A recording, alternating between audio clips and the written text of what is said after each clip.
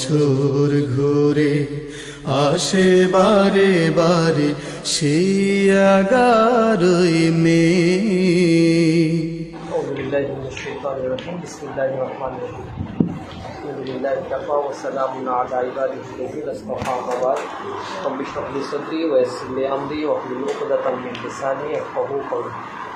সিন্ধি কাফেলা প্রাণপ্রিয় সংগঠন বাংলাদেশ ইসলামী ছাত্র শিবির ঢাকা মহানগরী উত্তর শাখার উদ্যোগে আয়োজিত 11ই মে ঐতিহাসিক কোরআন দিবস উপলক্ষে আজকের এই আলোচনা সভায় উপস্থিত আছেন আমাদের ঢাকা মহানগরী উত্তরের সম্মানিত সভাপতি, কেন্দ্রীয় কার্যকরী পরিষদের অন্যতম সদস্য সালাউদ্দিন ভাই।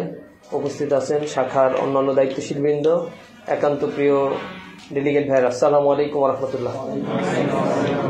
আল্লাহ রাব্বুল আলামিনের দরবারে আমরা শুকরিয়া জানাই এই পরিস্থিতির মধ্যেও আল্লাহ রাব্বুল আলামিন সুস্থতার সাথে আমাদেরকে একত্রিত হওয়ার তৌফিক দান করেছেন। এজন্য মহান মনিবের দরবারে লাখো কোটি শুকরিয়া আদায় করি, আলহামদুলিল্লাহ। দরুদ ও সালাম পেশ করছি বিশ্বনবী হযরত মুহাম্মদ মুস্তাফা সাল্লাল্লাহু আলাইহি ওয়াসাল্লামের প্রতি। শহীদ ভাইদের শাহাদাতের সর্বোচ্চ মর্যাদা আল্লাহ রাব্বুল আলামিনের দরবারে কামনা করছি। প্রিয় ভাইরা, 1985 সালের এই 11ই মে এই দিবসটি আমাদের জন্য খুবই আবেগপ্রবণ একটা দিন। পাশাপাশি এই দিনেই আবার শহীদ মাওলানা মতিউর রহমান নিজামী রহিমাহুল্লাহকে অন্যায়ভাবে সর্বোচ্চ রাহবার আমাদের ইসলামী আন্দোলনের, তাকে অন্যায়ভাবে মিথ্যা অভিযোগে তথাকথিত যুদ্ধাপরাধীর অভিযোগে তাকে ফাঁসি দেওয়া হয়েছে। আল্লাহ রাব্বুল আলামিনের কাছে দোয়া করি আল্লাহ রাব্বুল আলামিন যেন ভাইয়ের শাহাদাতের মর্যাদা দান করেন, আল্লাহ রাব্বুল আলামিন যেন তার সকল প্রকার ভুল ত্রুটিগুলো মাফ করে দেন। প্রিয় ভাইয়েরা, বাংলাদেশ তথা সারা পৃথিবীর প্রেক্ষাপটে এখন বর্তমানে মুসলমানদের জন্য খুব দুর্দিন চলছে। দুর্দিনটা এই কারণেই বললাম, সংখ্যা মুসলমানদের অনেক বেড়েছে, এটা সত্য, এবং দিন যত যাচ্ছে এটা আরও বাড়বে। এবং এই স্বাভাবিক ট্রেন্ডটা এত ঊর্ধ্বমুখী, এটা ধারণা করা হচ্ছে আগামী দিনগুলোতে 10 থেকে 15-20 বছরের ব্যবধানে খ্রিস্টানদের সংখ্যা আর মুসলমানদের সংখ্যা সমান সমান হবে। আগামী 35 বছরের ব্যবধানে সারা পৃথিবীব্যাপী মুসলমানদের সংখ্যা অনেক বেড়ে যাবে। কিন্তু পৃথিবীতে তো মুসলমানের সংখ্যা আগে অনেক কম ছিল। এই কম থাকার পরেও সারা পৃথিবীর অর্ধজাহান মুসলমানদের নেতৃত্বে ছিল। এই ভারতবর্ষ যে বিশাল এলাকা আমরা দেখি, এই বিশাল সাম্রাজ্যের জায়গাও একটা সময় মুসলমানদের করায়ত্ত ছিল 550 বছর। কিন্তু এই 550 বছরের রাজত্বের এই ইতিহাস, স্বাধীন সুলতানি আমলের ইতিহাস বিশ্লেষণ করলেই বোঝা যায় যে এই অংশে হিন্দুদের সংখ্যাই বেশি ছিল, মুসলমানদের সংখ্যাটা কম ছিল। সংখ্যা দিয়ে কখনোই ইসলামের বিজয় অর্জিত হয় না। তবে এটাও সত্য যে মানুষ বর্তমান প্রচলিত অন্যান্য মতবাদ, অন্যান্য ধর্মের থেকে মুখ ফিরিয়ে নিয়ে নিজ ইচ্ছায় স্ব-ইচ্ছায় ইসলাম ধর্ম গ্রহণ করছে। কারণ মুক্তির একমাত্র পথ হিসেবে এই দিন ইসলামকে তারা গ্রহণ করতে বাধ্য হচ্ছে। আবার কিছু কিছু মানুষ রয়েছে যারা আমাদের মুসলমানদের দৈন্য দশা দেখে, অবস্থা দেখে, মুসলমানদের ধর্মগ্রন্থে কি আছে, কেনই বা মুসলমানরা এত ডমিনেট হয়, এত মার খাচ্ছে, এগুলো বিশ্লেষণ করতে গিয়ে কোরআন আমাদের কেতাবটা পড়ার পরে এই মানুষগুলোর মধ্যে একটা বড় ধরনের পরিবর্তন হচ্ছে, যার ফলে তারা আবার ইসলাম গ্রহণ করছে। ইউরোপ এবং আমেরিকায় মুসলমানদের সংখ্যা দিন দিন বেড়ে যাচ্ছে এবং খুব রেডিক্যালি এই পরিবর্তনটা হচ্ছে এবং এটা হতেই থাকবে। পোপ ষোড়শ বেনেডিক্ট খ্রিস্টানদের, তিনি বেশ আগেই একটা মন্তব্য করেছিলেন যে মুসলমানদের সংখ্যা দিন দিন আস্তে আস্তে আস্তে আস্তে বেড়ে যাবে, আর তোমরা খ্রিস্টানরা সচেতন না হলে একটা সময় তোমাদের অস্তিত্ব বিলীন হবে। এর মূল কারণ হিসেবে তিনি কয়েকটা বিষয়কে আইডেন্টিফাই করেছিলেন।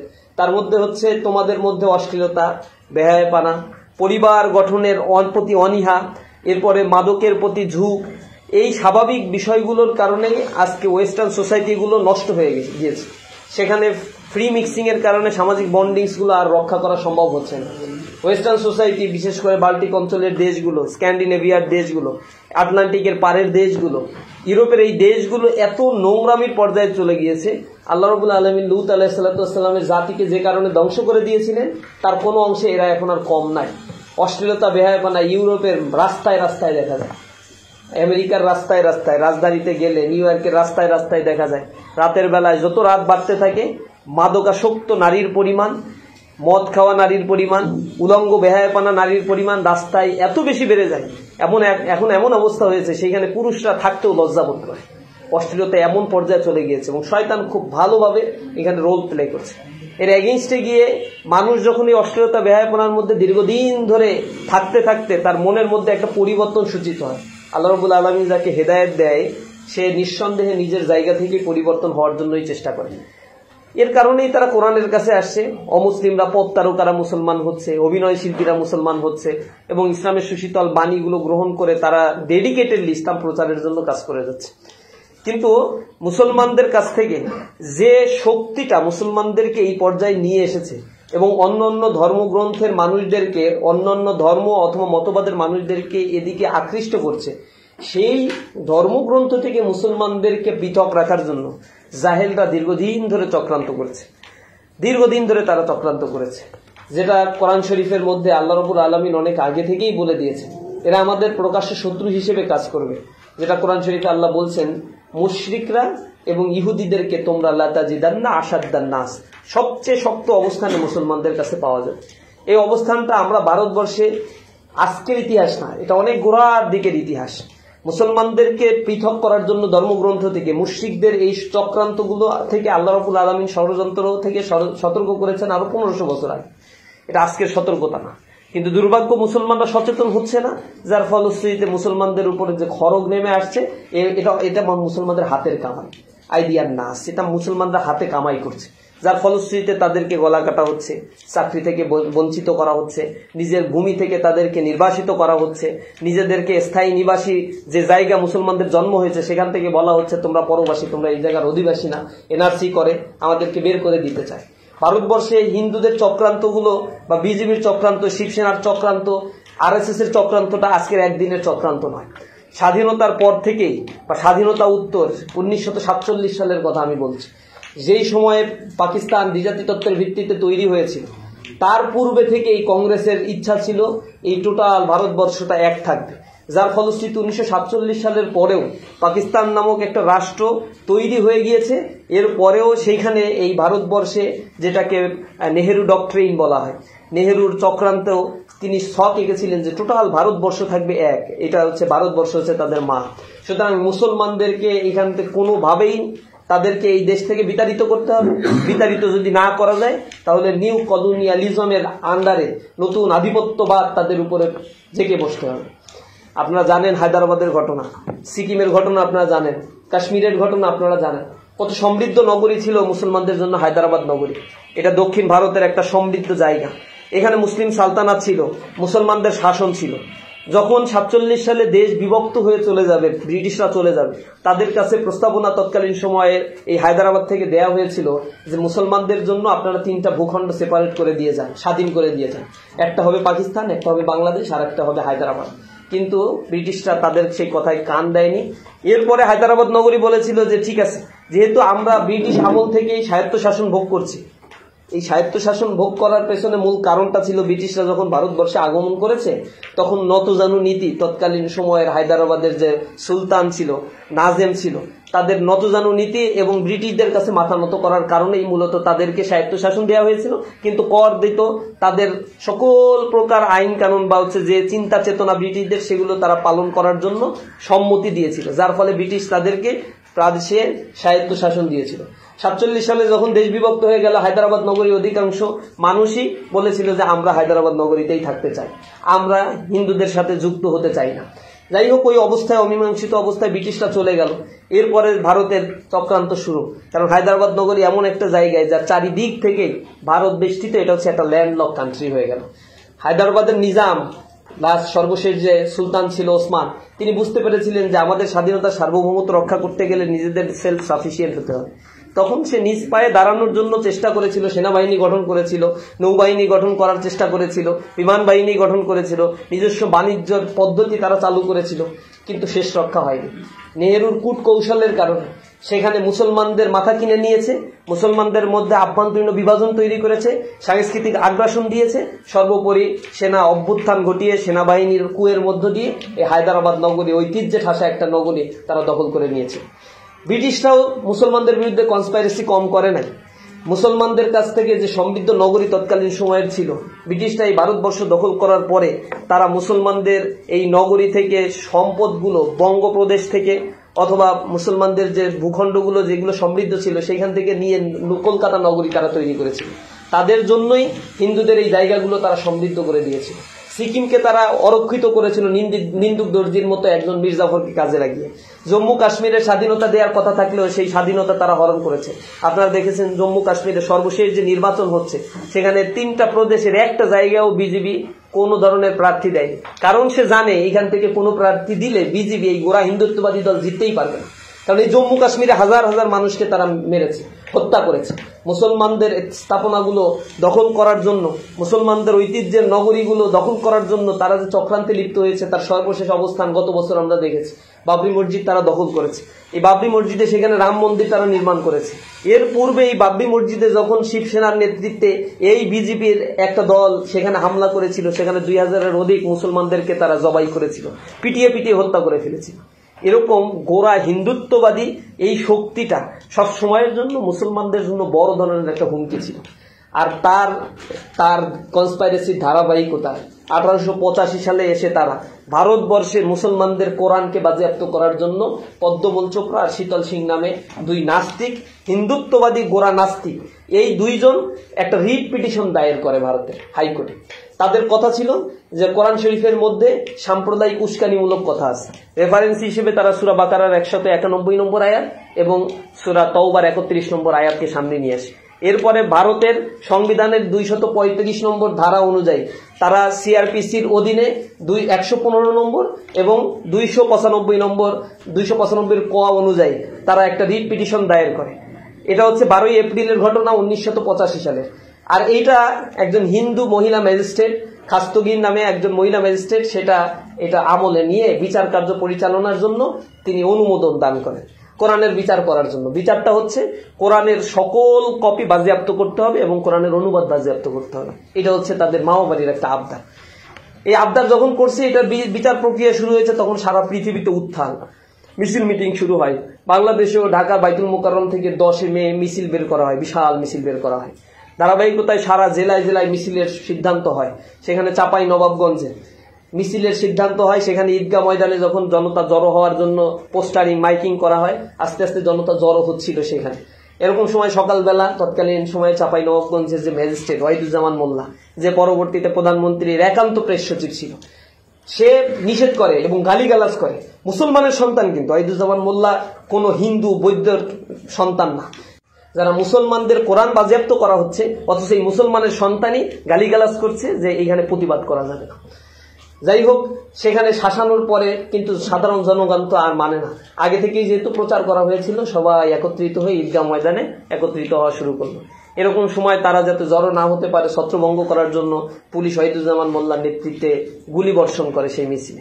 একটু দোয়া করার জন্য অনুমতি চায় যে আমরা মিছিল টিছিল করবো না, একটু দোয়া করে চলে যাবো আল্লাহর কাছে, সেটার অনুমতিও দেয় না। সেখানে মিছিলে হামলা করে, গুলি করে। স্থানেই একেবারে জায়গায় শিবির কর্মী 10ম শ্রেণীর ছাত্র আব্দুল মতিন শাহাদাত বরণ করে। পরবর্তীতে আহত অবস্থায় আরো 7 জনকে হাসপাতালে নিয়ে যাওয়া হয়। পরের দিন তারা শাহাদাত বরণ করে। এর মধ্যে 8ম শ্রেণীর ছাত্র ছিল শীষ মোহাম্মদ, এরপরে শাহাবুদ্দিন, তারপরে ছিল সেলিম এবং একজন রেল শ্রমিক, একজন রিক্সাওয়ালাও সেখানে শাহাদাত বরণ করে। এমন একটা গণজমায়েত ছিল যেখানে শুধু ছাত্র জনতার গণজমায়েত ছিল, এখানে সাধারণ মানুষেরাও কোরআনের রঙে রঙিন হওয়ার জন্য একত্রিত হয়ে গিয়েছিল। বাংলাদেশে এই প্রেমিক সংখ্যা কম নাই।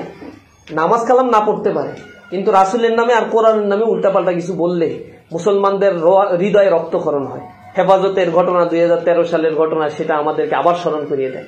এবং এটাও আমরা বিশ্বাস করি, বাংলাদেশের এই ছোট্ট ভূখণ্ডে যখনই কোরআনের বিরুদ্ধে কোনো ধরনের চক্রান্ত আসবে, তাওহীদি জনতা আবার উঠছে পড়ে তার সকল প্রকার ষড়যন্ত্রকে নস্যাৎ করে দেওয়ার জন্য চেষ্টা করবে ইনশাআল্লাহ।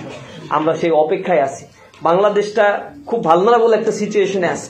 তারা কোরআনকে বাজেয়াপ্ত করার ওই জায়গা থেকে হয়তো পরের দিন 13ই মে কোর্ট চেঞ্জ করে এটাকে খারিজ করে দেওয়া হয় এই মামলাটা, কিন্তু তারা তখন বুঝতে পেরেছিল মুসলমানদেরকে এইভাবে কোরআন থেকে কোর্টের মাধ্যমে আলাদা করা সম্ভব না, কনস্পাইরেসি করতে হবে। নিউ কলোনিয়ালিজমের আন্ডারে এই দেশের মধ্যে মুক্তিযুদ্ধের চেতনা নিয়ে ফ্রাগমেন্টেশন, বিভাজন তৈরি করতে হবে। কাশ্মীরে তারা যেটা করেছে, যেটা তারা হচ্ছে সিকিমে করেছে। সিকিমে নিন্দুক দর্জির একটা দল, আর একটা হচ্ছে তৎকালীন সময় সিকিমের রাজা যিনি ছিলেন তার একটা বিভাগ, মানে তার আলাদা একটা পার্টে 2টা পন্থী আলাদা করতে সক্ষম হয়েছিল রয়ের ষড়যন্ত্রের মধ্যে দিয়ে। নিন্দুক দর্জিকে দিয়ে রাজতন্ত্রের বিরুদ্ধে তারা মিছিল মিটিং করিয়েছে, রাজতন্ত্রের বিরুদ্ধে স্লোগান দিয়েছে, রাজতন্ত্রের বিরুদ্ধে তারা আন্দোলন করেছে। আবার নিন্দুক দর্জিকে দিয়ে অর্থায়ন করিয়ে সকল প্রকার প্ররোচনা রয়ের মাধ্যমে নিন্দুক দর্জিকে তারা করেছে। এই নিন্দুক দর্জির পরবর্তীতে স্টেপটাই ছিল হচ্ছে, তারা দেখেন একদিক থেকে হচ্ছে লেন্দুক দর্জি এখানে হামলা আন্দোলন করছে রাজপ্রাসাদের বিরুদ্ধে, রাজার শাসনের বিরুদ্ধে। আবার রাজাকে সহযোগিতা করার জন্য ভারত খবর পাঠিয়েছে যে কোনো খবর লাগলে, সহযোগিতা লাগলে আমাকে জানিয়ে। বাধ্য হয়ে রাজা বলছে যে যেহেতু আমাকে ঘেরাও করে ধরেছে, পারছি না, তো ঠিক আছে আপনারা আমাকে সহযোগিতা করেন। সেই সহযোগিতা করার জন্য ভারতীয় সেনাবাহিনী আসলো। একদিন সকালবেলায় খাবার খাচ্ছে, হঠাৎ করে ভারতীয় সেনাবাহিনী এসে রাজপ্রাসাদ চারিদিক থেকে ঘেরাও করে তাকে গ্রেফতার করলো। এরপরে ওইখানেই ভারতের প্রধান প্রধান ব্যক্তিরা বসে এরপরে স্বাক্ষর করালো যে ঠিক আছে আপনি এখন থেকে রাজপ্রাসাদ এগুলো বাদ, রাজার শাসন বাদ, এখন থেকে লেন্দুক দর্জির অধীনেই সবকিছু চলবে। আর এইটা স্বাক্ষর করার পরে লেন্দুক দর্জিকে বলছে যে ঠিক আছে তুমি এখন থেকে স্বীকৃতি দিয়ে দাও, সিকিম হচ্ছে ভারতের একটা অঙ্গরাজ্য, তোমাকে হচ্ছে ভারতের অঙ্গরাজ্যের নেতা বানানো হবে, ভারতের অঙ্গরাজ্যের প্রধান তোমাকে বানানো হবে। তাকে সেটা বানানো হয়েছিল ঠিকই। 2014 সালে যখন এই ব্যক্তিটা মারা গেল 103 বছর বয়সে, লাঞ্ছনা এবং অপমানের সর্বশেষ চূড়ান্ত সীমায় সে পৌঁছে গিয়েছে। কিন্তু তাকে পদ্মভূষণ পুরস্কারে ভূষিত করেছিল এই ভারত সরকার, নানা ধরনের পুরস্কার দিয়েছে তাকে, কারণ তাকে দ্বারা এই স্বাধীনতার একটা সার্বভৌমত্ব একটা রাষ্ট্রের এটা ভুলুণ্ঠিত হয়েছে। বাংলাদেশের অবস্থানও ভৌগোলিক দিক থেকে 3 দিক থেকে ভারত বেষ্টিত। আপনাদের পশ্চিম দিকে দেখবেন ভারতের বিশাল এক জায়গা, সেখানে দিল্লি রয়েছে, পশ্চিমবঙ্গ রয়েছে, অন্ধ্রপ্রদেশ রয়েছে, বিশাল সমৃদ্ধ সমৃদ্ধ দেশ পশ্চিম দিকে রয়েছে। আর এই যে পূর্ব দিকের অংশে 7 সিস্টার্স রয়েছে, যেগুলোর ভিতরে বিচ্ছিন্নবাদী গোষ্ঠী রয়েছে, তাদের দমন করার জন্য বাংলাদেশের ভূখণ্ড তাদেরকে ব্যবহার করতে হবে। আর ভারত টোটাল এক জায়গা থেকে আর এক জায়গায় অনুপ্রবেশ করার জন্য একটা ছোট্ট জায়গা রয়েছে যেটাকে বলা হয় চিকেন নেক্স, যেটা হচ্ছে শিলিগুড়ি করিডোর থেকে তৈরি করা। এটার প্রস্থ হচ্ছে 21 থেকে 41 কিলোমিটার মাত্র, খুব ছোট্ট একটা জায়গা। এখান থেকে যদি নেপাল থেকে একটা বড় ধরনের হামলা করা হয়, ভারত একেবারেই বিচ্ছিন্ন হয়ে পড়ে। এই জন্য তারা নতুন স্ট্র্যাটেজি গ্রহণ করেছে, এবং সেই স্ট্র্যাটেজি অবশ্য বাংলাদেশকে ঘিরে। একটা হচ্ছে বাংলাদেশের ভিতর থেকে তারা করিডোর চায়, তারা আর হচ্ছে তারা আলাদা কালাদান প্রজেক্ট সৃষ্টি করে তৈরি করেছে, এবং তার কার্যক্রম ইতিমধ্যে তারা শেষও করে দিয়েছে। কালাদান প্রজেক্টের মাধ্যমে 7 সিস্টার্স হয়ে বঙ্গোপসাগর হয়ে ভারতবর্ষের সাথে যাতে সহজেই একটা যোগাযোগ করা যায়, সেই প্রজেক্টটা তারা তৈরি করে ফেলেছে। এবং মুসলমানদেরকে, বাংলাদেশকে এমনভাবে আষ্টে পৃষ্ঠে ঘেরাও করে ধরেছে। সর্বশেষ নির্বাচনেও দেখেছি, তার আগের সব অবস্থায় দেখেছি, ভারতের বিরুদ্ধে যে কথা বলবে তার অবস্থা খারাপ। বাংলাদেশের বিরুদ্ধে আপনি মিছিল করেন, কোনো সমস্যা নেই, শেখ হাসিনার বিরুদ্ধে আন্দোলন করলেও খুব বেশি কিছু বলবে না, কিন্তু ভারতের আধিপত্যবাদের বিরুদ্ধে কথা বললেই বাংলাদেশের কেউ আপনাকে, প্রশাসন আপনাকে দাঁড় করাতে দেবে না, দাঁড়াতে দেবে না। এটা অনেক বড় একটা অবস্থার মধ্যে আছে। মূলত তারা 47 সালে দেশ বিভক্ত হয়ে যখন পাকিস্তানের অধীনে এই পূর্ব পাকিস্তান চলে আসলো, বাংলাদেশ চলে আসলো, ওইখান থেকেই তারা চক্রান্ত করেছে যে এই বাংলাদেশটা যদি পাকিস্তানের অধীনে থাকে, চিন্তা করে দেখে পাকিস্তান হচ্ছে কোথায় 1000 কিলোমিটার দূরে, আর এইখানে পাকিস্তানের একটা রাষ্ট্র, সেখানে যদি সপ্তম নৌবহর স্থাপন করে পাকিস্তান, এরপরে পারমাণবিক অস্ত্র প্রতিস্থাপন করে, এই জায়গাটা ভারতের জন্য কত বড় কাল হয়ে দাঁড়াতো। 7 সিস্টার্স এতদিনে ভেঙে খান খান হয়ে যেত।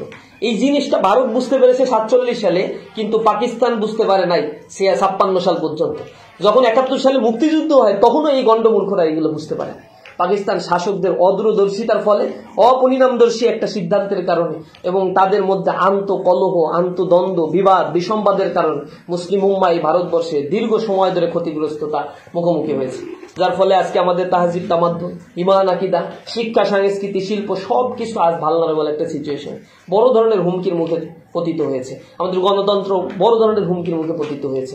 মানুষের মানবিক ন্যূনতম অধিকার বোধটুকু আজ বাংলাদেশে নাই। স্বাধীনতা নাই, কথা বলার স্বাধীনতা নাই, বাক স্বাধীনতা নাই। ঘরের মধ্যে আজ মানবতা হাহাকার করছে, চিৎকার করছে। সামনের দিন আরো ভবিষ্যৎ অনেক কঠিন আমাদের জন্য অপেক্ষা করছে।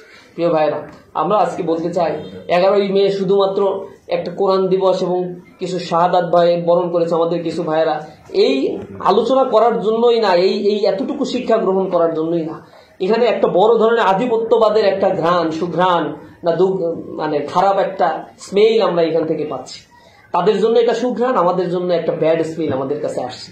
মূলত ভারত এই ছোট ছোট কাজগুলো দিয়ে ট্রান্সজেন্ডার ইস্যু দিচ্ছে, LGBTQ ছড়িয়ে দিচ্ছে, শিক্ষা ব্যবস্থাকে তাদের মতো করে সাজাচ্ছে, অর্থনৈতিক ব্যবস্থাকে তাদের মতো করে ডমিনেট করার চেষ্টা করছে।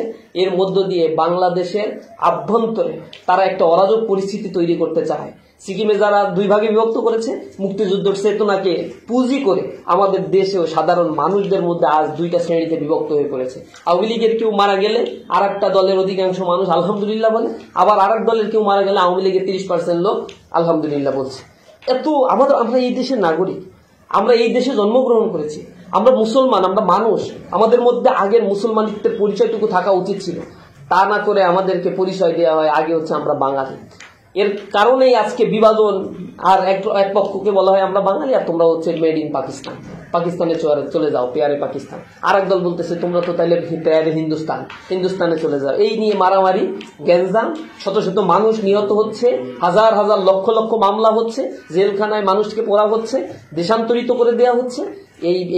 এই ফ্র্যাগমেন্টেশনের একটা চূড়ান্ত রূপ সামনে আমাদের জন্য অপেক্ষা করছে, যেই জিনিসটা ভারত অনেক আগে থেকেই শুরু করেছে। এ ব্যাপারে আমাদেরকে অনেক বেশি সচেতন থাকা উচিত। প্রিয় ভাইয়েরা, আমরা বলতে চাই, পবিত্র কোরআন শরীফ আমরা যতদিন পর্যন্ত মুসলমানেরা ধারণ করতে পারবো, আমাদের সর্বোত্তম পরিচয় আমরা যেটা দেই সেটা হচ্ছে আমরা মুসলমান। এবং আল্লাহ রাসূল এটা আমাদেরকে শিখিয়েছেন, কুল্লু মুসলিমিন কাজাসাদিল ওয়াহিদ, প্রত্যেক মুমিনই হচ্ছে একটা দেহের মতো। আল্লাহ রাসূল বলছে তোমরা দেখতে পাবে দেহের একটা অঙ্গ যদি কাটা যায় তাহলে পুরো শরীরই ব্যথাগ্রস্ত হয়ে পড়ে। মুসলমানদের অবস্থা হবে, সারা পৃথিবীতে মুসলমানদের উপরে যদি আঘাত লাগে, মুসলমানদের এই আঘাত লাগার কারণে তারা ব্যতিব্যস্ত হয়ে পড়বে, তাদের নিজেরাও অসুস্থ হয়ে পড়বে। সুতরাং মুসলমানদেরকে ইউনাইটেড থাকার জন্য আল্লাহ রাসূল বারবার তাগিদা দিয়েছেন। আমাদের পরিচয় আমরা মুসলিম, দ্বিতীয় পরিচয় বাংলাদেশি হিসেবে এই রাষ্ট্রে আমরা বসবাস করি, এই জন্য আমরা বলি আমরা বাংলাদেশের অধিবাসী। কিন্তু আমাদের আসল পরিচয় হচ্ছে মুসলিম, যেটা মিল্লাতা আবিকুম ইব্রাহিম হুয়া সাম্মাকুমুল মুসলিমিন, তিনি আমাদের নাম রেখে দিয়েছিলেন মুসলমান। সেই ইব্রাহিমের মিল্লাতের উপর, ইব্রাহিম আলাইহিস সালামের মিল্লাতের উপর আমরা প্রতিষ্ঠিত। সেই মিল্লাতের উপরে থেকেই রাসূল করিম সাল্লাল্লাহু আলাইহি সাল্লামের উপরে অবতীর্ণ সেই কোরআন আল্লাহ রাব্বুল আলামিন মানবতার জন্য হেদায়েতের জন্য প্রেরণ করেছেন। এই হেদায়েতের বাণী দিয়ে মানুষের কাছে আমরা এটা পৌঁছে দিতে চাই। মূলত যারা সেদিন চক্রান্ত করেছিল, ষড়যন্ত্র করে মামলা দায়ের করেছিল, কোরআনের ওই দুইটা আয়াত আপনারা পড়ে দেখবেন কি ধরনের সাম্প্রদায়িক উস্কানি সেখানে দিয়েছে। এর চাইতে বেশি সাম্প্রদায়িক উস্কানি রয়েছে ভারতের। সূরা বাকারার 191 নম্বর আয়াতে আল্লাহ রাব্বুল আলামিন বলছে অন্যায়ভাবে হত্যা করা যাবে না। এখানে একেবারে স্পষ্টভাবে আল্লাহ রাব্বুল আলামিন সেই জিনিসটা নিষেধ করেছেন যে তোমরা বাড়াবাড়ি যাতে তোমাদের না হয়ে যায়, তোমরা তাদের বিরুদ্ধে জিহাদ করো যারা তোমাদেরকে মক্কা থেকে বের করে দিয়েছিল। আর মক্কা থেকে তারা তোমাদেরকে বের করে দিয়েছে, আজকে তোমরা মদিনায় বিজয় অর্জন করেছো। এরা যখন ষড়যন্ত্র করবে, চক্রান্ত করবে, তখন তাদেরকেও তোমাদের এই ভূখণ্ড থেকে বের করে দিবা। আর তারা যখন মুরতাদ হয়ে যাবে, ইসলাম গ্রহণ করার পরে মুনাফিকি চরিত্র অবলম্বন করবে, তখন তাদের যেখানেই পাও সেখানেই তাদেরকে তোমরা হত্যা করো। কারণ ফিতনা তো আসাদ্দু মিনাল কতল, ফিতনা ছড়ানো হচ্ছে হত্যার চাইতেও জঘন্যতম অপরাধ। তারা যেহেতু হত্যার চাইতে জঘন্য অপরাধ করছে, সুতরাং তাদের পরিণাম এই হত্যার মাধ্যমেই সমাপ্ত করতে হবে। যার ফলশ্রুতিতে সভরেন্সিটা ঠিক থাকবে, একটা ইসলামী রাষ্ট্রের মধ্যে সাম্যতা ঠিক থাকবে। এই আয়াতটা স্বাভাবিক অবস্থার আয়াত না, বা মক্কা যুগে স্বাভাবিক দাওয়াতের আয়াত না।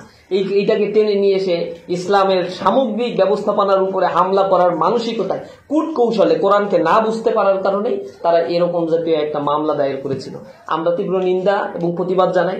আমরা সে সকল শহীদদের বিচার এখনো পাই নাই যাদেরকে নির্বিচারে গুলি করা হয়েছে, বরং যার নেতৃত্বে এটা করা হয়েছে তাকে আরো পুরস্কৃত করা হয়েছে। পুরস্কৃত করে সরকারের অনেক উচ্চপদস্থ কর্মকর্তা হিসেবে তাকে নিয়োগ দেওয়া হয়েছিল, এবং এই আমলে, এই সরকারের আমলেই সেই কাজটা করেছিল। আমরা বলতে চাই যে সকল শহীদ আমাদের কাছ থেকে চলে গিয়েছে, স্কুলে যাওয়ার সময় তারা স্কুল শেষ করে এসে শীষ মোহাম্মদ ব্যাগ রেখে তার মায়ের কাছ থেকে বলছে, মা দোয়া করো, আমি যাচ্ছি কোরআনের মিছিলে, যদি শহীদ যদি হই তাহলে আল্লাহ রাব্বুল আলামিনের কাছে তোমার সাথে আমার সাক্ষাৎ হবে, সেখানে গিয়ে আমরা দেখা করব। আল্লাহ রাব্বুল আলামিন এই সকল মানুষের নিয়তের কারণেই, তাদের নিয়তের পরিশুদ্ধতার কারণেই তাদের এই শাহাদাতকে আল্লাহ রাব্বুল আলামিন কবুল করেছে।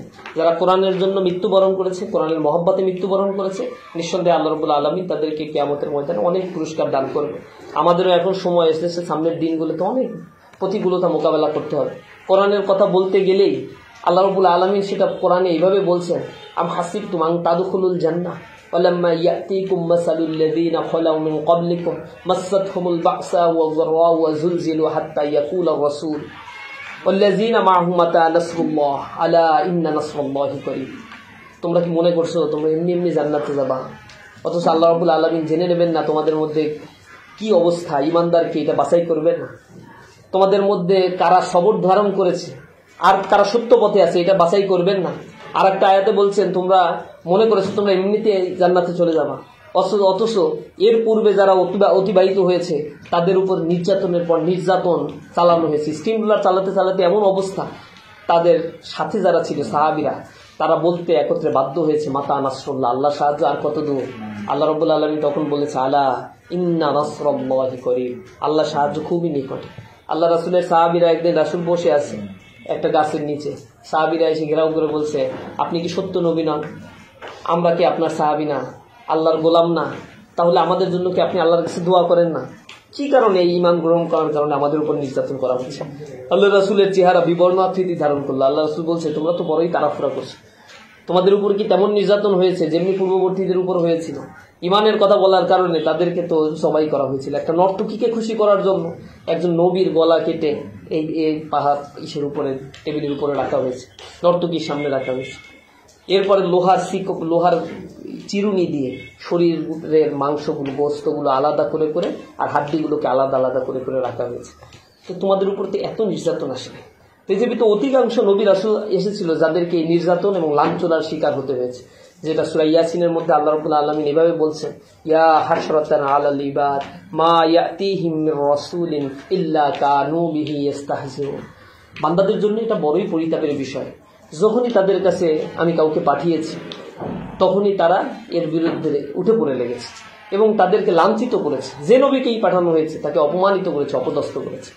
এটাই তাদের স্বভাব ছিল। কাফের মুশরিকরা এই কাজগুলো করবে। আর ইমানদারদের কাজ হচ্ছে এর উপর ইস্তেকামাত থেকে দ্বীনের দাওয়াত মানুষের কাছে পৌঁছে দেয়া, বিনিময়ে শাহাদাতের নজরানা পেশ করা, আল্লাহ রাব্বুল আলামিনের প্রিয়ভাজন বান্দা হওয়ার জন্য। এর বিকল্প আর কিছুই। অধিকাংশ নবী রাসূলকে আল্লাহ এই রাস্তায় দেখিয়েছেন, তার মানে আল্লাহর এই রাস্তাটাই পছন্দ। এই রাস্তায় যে ব্যক্তি থাকতে পছন্দ করবে সে ব্যক্তির জন্য মহাপুরস্কার, আর যে থাকতে পছন্দ করবে না পালিয়ে চলে যাবে তার জন্য আল্লাহ রাব্বুল আলামিনের পক্ষ থেকে কোনো অংশ বরাদ্দ থাকবে না। আল্লাহ রাব্বুল আলামিন যেন আমাদেরকে এই কোরআনের মহাব্বতে আরো বেশি নিজেদের জীবনকে উৎসর্গ করার তৌফিক দান করেন। আমরা যেন কোরআনকে নিজেরা ধারণ করতে পারি, কোরআনের বাণীগুলো মানুষের কাছে আরো বেশি পৌঁছে দিতে পারি। তাহলে এই জাহেলি সমাজ ব্যবস্থায় ইসলামী যে আকীদাগুলো মানুষের মাঝে আমরা ছড়িয়ে দিতে পারবো ইনশাআল্লাহ। আল্লাহ রাব্বুল আলামিনের কাছে সেই তৌফিক কামনা করে আমার কথা শেষ করছি। হাযা মা ইনদি ওয়া ইলমু ইনদাল্লাহ আলাইহি তাওয়াক্কালতু ওয়া ইলাইহি উনীব। আসসালামু আলাইকুম ওয়া রাহমাতুল্লাহ। বছর ঘুরে আসে বারে বারে সেই 11ই মে, অশ্রুবাণী